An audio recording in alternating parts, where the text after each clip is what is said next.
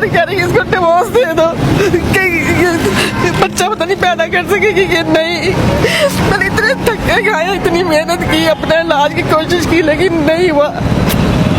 कह रही कि मुझे इतनी तकलीफ है, मैं खड़ी होती तो खड़ी नहीं हो जाता, मैं बैठती तो बैठा नहीं जाता, मैं इतनी परेशान हूँ कि मैं आंसू क्या है, मेरा दिल पत्थर हुआ पड़ा भाई। मुझे इतनी तकलीफ है बहुत ज्यादा, इतने सालों से मैं इस तरह फिर रही हूँ। आप डॉक्टर क्या कहते हैं? डॉक्टर भाई बात नहीं सुनते, गरीबों की कौन सुनता है।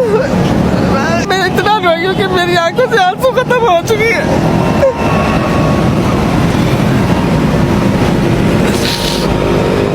मेरी बहन है छोटी, वो मामी के घर उसकी शादी हुई थी तो उसने उसको तलाक मामी ने दिलवा दी। उसका बेटा है, उसकी पढ़ाई का खर्चा वो बेचारा वो भी रुल रहा है, और घर में भाई पूछते नहीं है, वाले सब हमारे हैं नहीं है। अब मेरे ससुराल वाले कह रही है इसको डिवोर्स दे दो कि बच्चा पता नहीं पैदा कर सकेगी कि नहीं। आंसू मेरी आंखों में क्या, मैं इतना रोई, इतनी परेशान हूँ कि अब मेरे अंदर कोई देखे तो मेरा दिल फटने वाला हुआ है।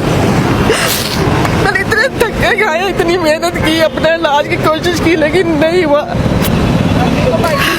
मेरी अम्मी भी है, वो बेचारी बीमार है, शुगर है, बीपी का मसला है।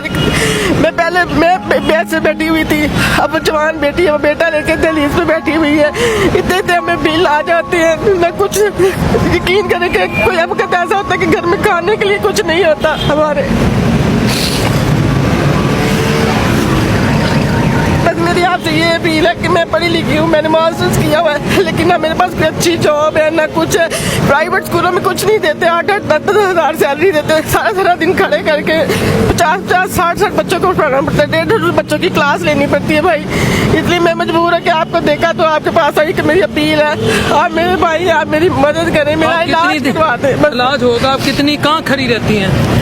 स्कूलों में भाई, जहाँ भी। जी मैंने बहुत। ओ जालमो, मैं स्कूल को तो नहीं जानता, बहन जरा घूम के दिखाएं। अभी इन्होंने मुझे बताया, जरा पीछे हट के दिखाएं। ये इनकी हड्डियों के हालात हैं, और इनको खड़ा करते हो यार। अस्पताल कौन कौन से गई हैं आप? मैं फातिमा मेमोरियल गई हूँ, जना हॉस्पिटल गई हूँ, मैंने प्राइवेट बहुत से अस्पतालों में इलाज करवाया।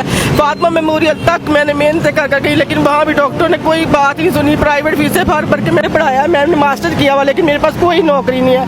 हर जगह सिफारिश चलती है। अगर मैं कहीं फैक्ट्री पर जॉब करूँ तो मुझे डॉक्टर मना करते हैं, वैन पे अप डाउन नहीं होना, हड्डी टूटने का खतरा, नाजुक हुई पड़ी, बिल्कुल गली पड़ी है मेरी हड्डी, बिल्कुल गली पड़ी है। तो इसलिए मेरी आपसे अपील है भाई, मेरी मदद करें, मेरा इलाज करवा दे, मैं मेहनत करके खा लूँगी, बस मैं चलने फिरने के काबिल हो जाऊँ, ये चीज़ है। बिजली का बिल कितना आया था? इस दफ़ा 15,000 रुपये आया है, पिछली दफ़ा 10,500 था, उससे पिछले माह भी इतना ही था, 15,500 था। बिजली का बिल भाई मैं बच्चों को ट्यूशन पढ़ाती हूँ।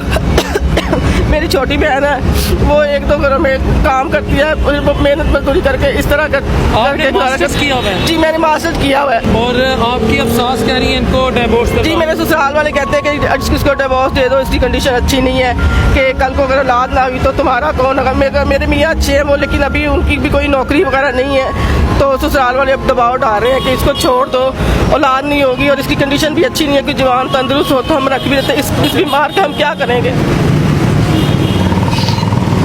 है ना। आपका कोई पर्सनल फ़ोन नंबर?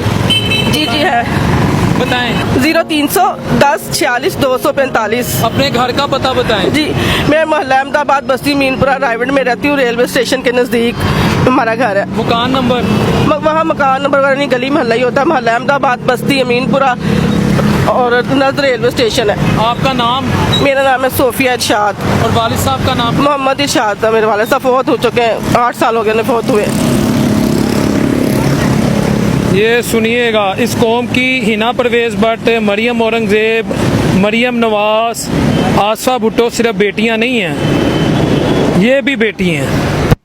ये मैं आपको बता रहा हूँ। मैं इनका घर का पता दिया है, इनका टेलीफोन नंबर दिया है। मैं पंजाब हुकूमत से भी और काकर साहब आपसे भी रिक्वेस्ट करता हूँ, इनके घर भेजें बंदे अपने।